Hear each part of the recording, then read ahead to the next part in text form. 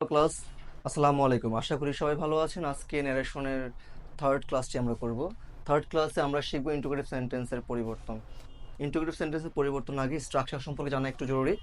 আমি স্ট্রাকচার লিখে রেখেছি। স্ট্রাকচার নাম্বার 1 অর্থাৎ রুল নাম্বার 1 হলো সেন্টেন্সটি শুরু হবে অক্সিলারি ভার্ব দিয়ে, তারপরে সাবজেক্ট থাকবে, এরপরে মেইন ভার্ব, দেন বাকি সব। অক্সিলারি ভার্ব বলতে আমরা যা বুঝি তাও আমি একটু ইন শর্ট লিখে রেখেছি। ডু, ডিড, ডাজ, যাকে একসাথে বলে ডু ভার্ব, সে একটা auxiliary verb. Am, is, are, was, were, যাকে আমরা বলছি be verb. Have, has, had, যাকে আমরা বলছি having verb. Can, could, will, would, shall, should, may, might, যাকে আমরা বলছি মোরাল ভার্ব। এগুলো সবই অক্সিলারি ভার্ব। তো এই অক্সিলারি ভার্বগুলো থেকে যে কোনো একটি ভার্ব এখানে প্রথমেই থাকবে, যা তারপরে থাকবে subject, then main verb, then বাকি অংশ। একটা এক্সাম্পল আমরা লিখেছি এরকম, সরি, যে can you help me, can you help me, এটা হলো auxiliary verb, you verb subject, help main verb, me হলো অবজেক্ট, এবং শেষে আছে একটি কোয়েশ্চেন মার্ক। স্ট্রাকচার নাম্বার 2-তে হলো সে ডবল কোয়েশ্চেন নিয়ে শুরু হবে, then auxiliary verb, subject, main verb, বাকি সব। মানে দুইটা স্ট্রাকচার একই রকম, শুধু এখানে এক্সট্রা যোগ হবে ডবল কোয়েশ্চেন। তো আমি একটা এক্সাম্পল লিখে রেখেছি, why will you help me. Why double question, will auxiliary verb, you subject, help main verb, এবং এরপর আছে অবজেক্ট, ফাইনালি কোয়েশ্চেন মার্ক। এই হলো ইন শর্ট। এখন আমরা শিখব ইন্টিগ্রেটিভ সেন্টেন্সটা কীভাবে চেঞ্জ করতে হয়। প্রথমে লক্ষ্য রাখতে হবে সেন্টেন্স নাম্বার 1-এ যেই সেট দেওয়া থাকবে সেটাকে পরিবর্তন করে আমাদের আক্সড লিখতে হবে। এরপরে ইনভার্টেড কমাটা যেখানে থাকবে, ইনভার্টেড কমাটা, সেই ইনভার্টেড কমা পরিবর্তন করে ইফ লিখতে হবে, দেন সাবজেক্ট প্লাস ভার্ব, বাকি যা আছে লিখে ফেলবো। আমাদের একটা এক্সাম্পল লেখা আছে, সেটা হলো the teacher said to students, have you done your HW or homework. তো উত্তরটা কি হলো, দ্য টিচার। আমরা সেড টুকে চেঞ্জ করে আক্সড লিখে ফেললাম, সূত্র তাই বলে। ইনভার্টেড কমা তুলে দিব, তার পরিবর্তে ইফ লিখলাম। এরপরে ইন্টিগ্রেটিভ সেন্টেন্সের স্ট্রাকচার হলো প্রথমে অক্সিলারি ভার্ব বসে, পরে সাবজেক্ট বসে। কিন্তু যখন আমরা ইন্টিগ্রেটিভ সেন্টেন্স থেকে অ্যাসার্টিভে রূপান্তর করবো, ন্যারেশনটা করব, তখন আমাদের কি করতে হবে, সাবজেক্টটাকে প্রথমে নিয়ে আসতে হবে। তাহলে সাবজেক্ট আছে সেকেন্ড পারসন, সে অবশ্যই ফলো করবে অবজেক্টকে, 1 নম্বর সেন্টেন্সের অবজেক্ট। 1 নম্বর সেন্টেন্সের অবজেক্ট যেহেতু স্টুডেন্টস, মানে অনেক স্টুডেন্টস, তো স্টুডেন্টসের প্রোনাউন হবে দে। এরপরে হ্যাভ আছে, হ্যাভটাকে চেঞ্জ করে হ্যাড, ডান থাকলো। এখানে আবার প্রোনাউন পেলাম ইয়োর, সে আবার ফলো করবে কাকে, অবজেক্টকে। তো অবজেক্ট আছে স্টুডেন্টস, আই মিন দে। তো এখানে যেহেতু ইয়োর আছে, তার মানে পজিটিভ ফর্ম, তাহলে দে নেওয়া হবে দেয়ার, HW।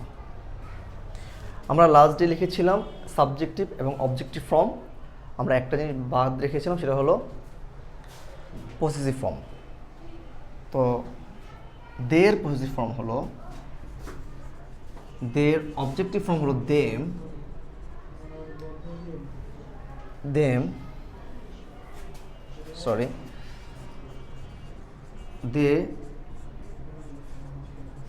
আর পসেসিভ ফর্ম হলো দেয়ার, এখানে দেয়ার হবে। কোশ্চেন নম্বর রুলস 1 ডান। ইন্টিগ্রেটিভ সেন্টেন্সের রুলস 2, আর রুল নাম্বার 2,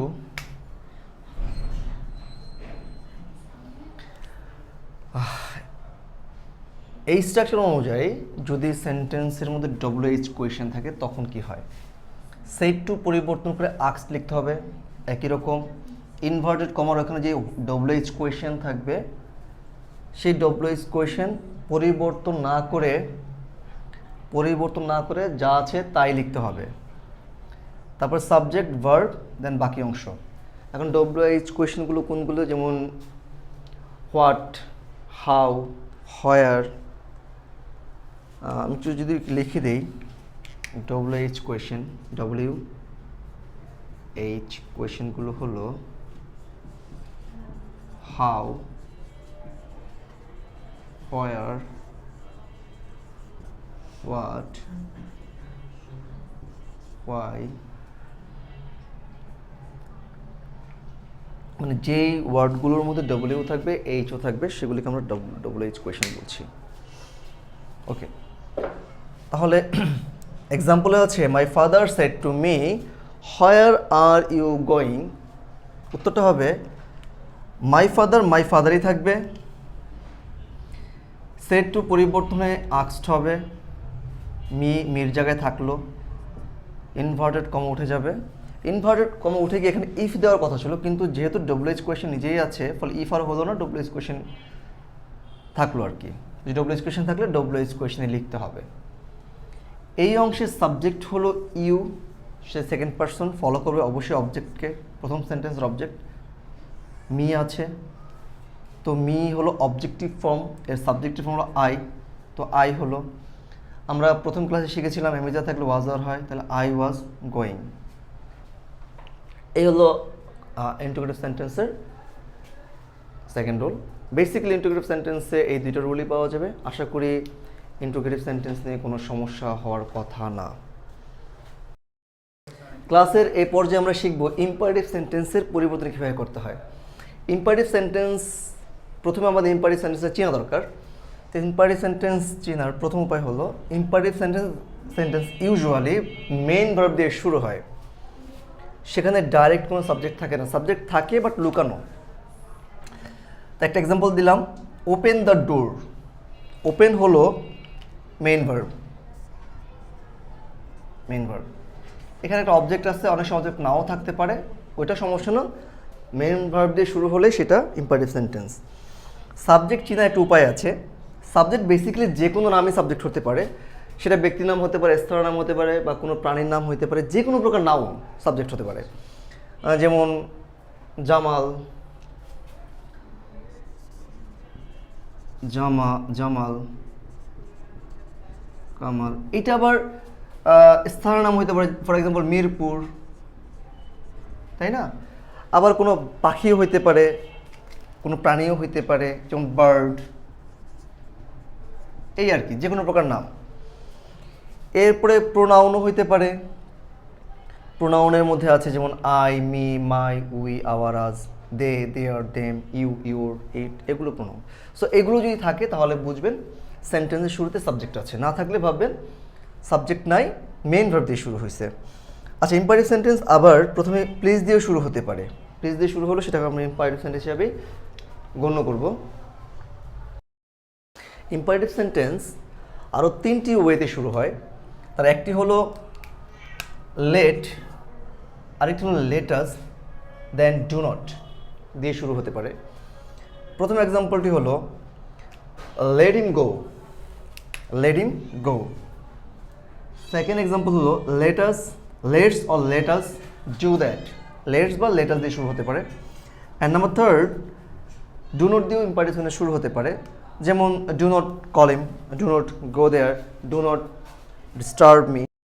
ইম্পারেটিভ সেন্টেন্স পরিবর্তনের প্রথম যেই রুল, সেটা হলো যদি ইম্পারেটিভ সেন্টেন্স মেইন ভার্ব দিয়ে শুরু হয়, তখন 1 নম্বর সেন্টেন্সের সেড টুর পরিবর্তে আমরা লিখব অর্ডার, কখনো অ্যাডভাইসড, কখনো রিকোয়েস্টেড, কখনো টোল্ড।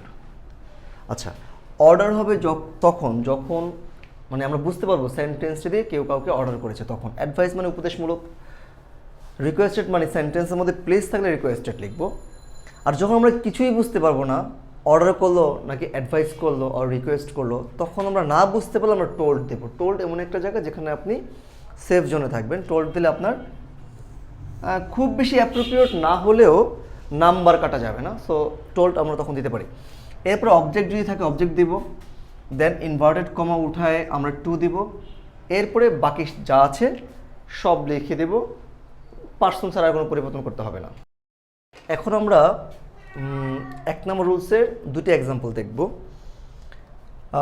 প্রথম এক্সাম্পলটি হলো the teacher say to the students always speak the truth.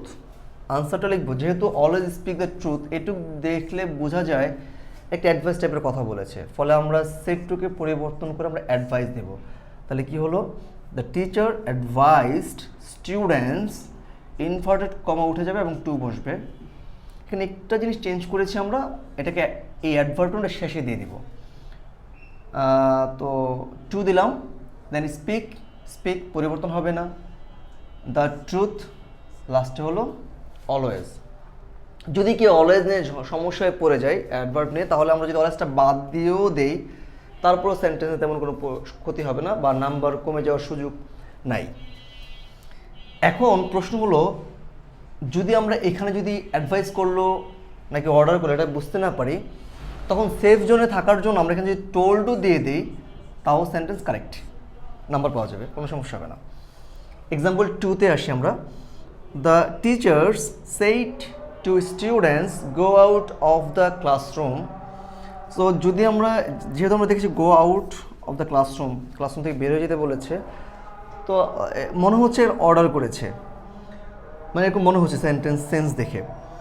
তো দ্য টিচার সেইটার পরিবর্তে আমরা লিখবো হলো অর্ডার, লিখে ফেললাম, স্টুডেন্টস লিখলাম, ইনভার্টেড কমা তুলে দিয়ে আমরা টু লিখবো এবং বাকি যা আছে সব অপরিবর্তিত অবস্থায় লিখে ফেলবো, পরিবর্তন করতে হবে না।